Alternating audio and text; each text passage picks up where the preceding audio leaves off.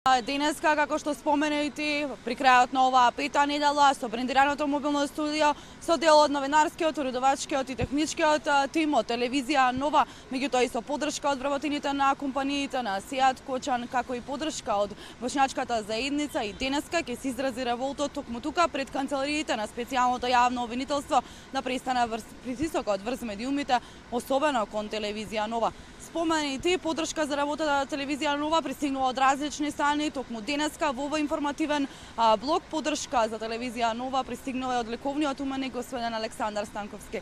Господин Александар, ви благодарам најпрво за подршката што земавте учество во овие мирни протести. Кажете ми најпрво како ја толкувате работата на специјалното јавно обвинителство и дали ја сметате тенденциозна оној предмет трус кој што го отвори СЈ кон сопственикот на телевизија Нова? Дали сметате дека тоа е на еден начин притисок врз медиумот? Па без сомнение, и не само трус, туку и маса други случаи и обвинувања што специјалното јавно обвинителство ги поведе против одредени луѓе, го легитимира истото тоа СЈО како една крајно корумпирана организација која е всушност символ на замашателството на моćните странски разузнувачки служби, поточно на длабоката држава или на Deep State, и вакви импланти, да ги наречам, криминални дури импланти, се веќе на некој начин една пракса која се востановува кога треба еден поредок да се смени на еден разузнувачки, па дури и насилен начин. Видовме, имавме и 3 години агресивни демонстрации кои не вродија со плод. Тоа е све дел од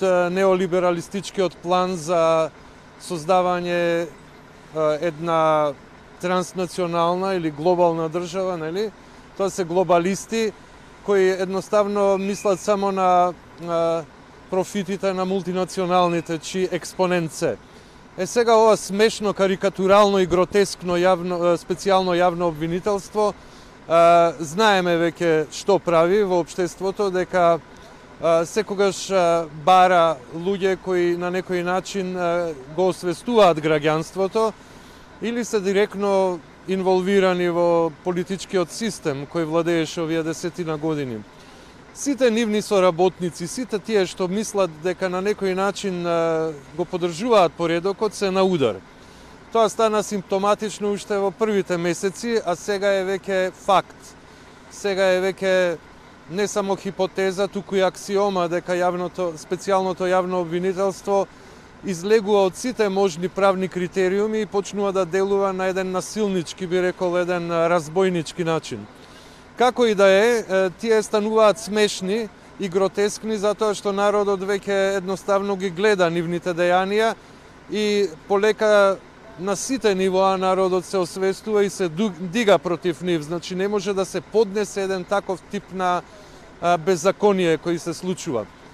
Ова што се случи со сопственикот на Трансмет и на другите компании, заедно тука и телевизија Нова, е поради тоа што Нова застана зад протестите како медиум, како информативна агенција и служба, која така добро и илустративно и пластично ги пренесуваше сите детали со дронови, со други специјални помагала, нели, за регистрирање на тоа со вас како вработени, како новинари, како репортери во самата телевизија Нова.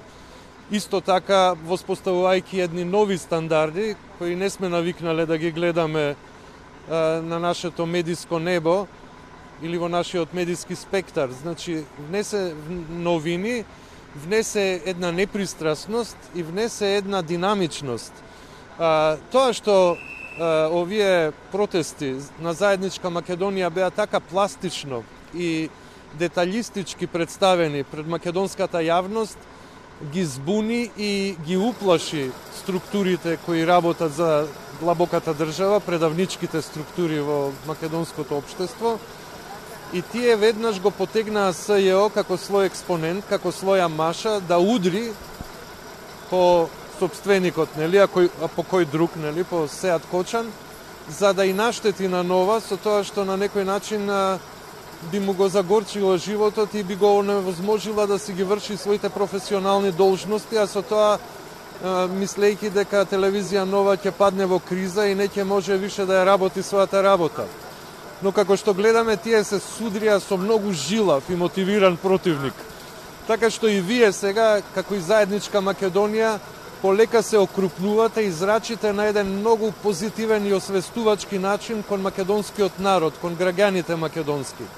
Така да наскоро гледам дека цело ова движење, кое во основа е многу доблесно, кое е свестувачко и кое заговара праведни односи во општеството, наскоро мислам дека самиот СЈО ќе дојде во такви неприлики и во такви ужасни состојби, што ќе биде едноставно дупнат како некој балон пун со смрдливи гасови, кој треба да пукне и да го ослободи македонското општество од своето гнесно присуство, од своето неправично, од своето криминално присуство. Исто би препорачал во оваа прилика дека Уставниот суд, како една од врвните институции што се однесува до правниот поредок во Македонија, треба да ја превземе судбината на овој народ и на оваа држава и да се изјасни во однос на СЈО. Зашто СЈО е направено на неуставен начин со 4 партиски лидери, што во никој случај не може да биде прифатливо пред граѓанството, затоа што такви параинституции може да бидат воспоставени само преку референдум, преку едно општо изгласување.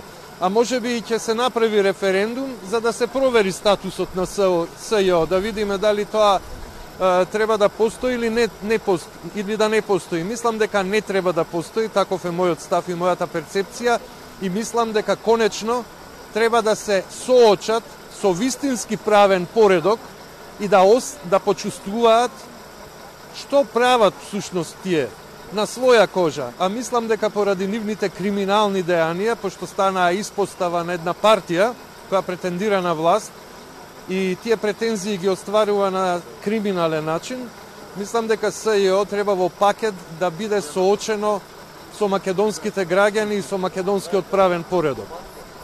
Господин Александров,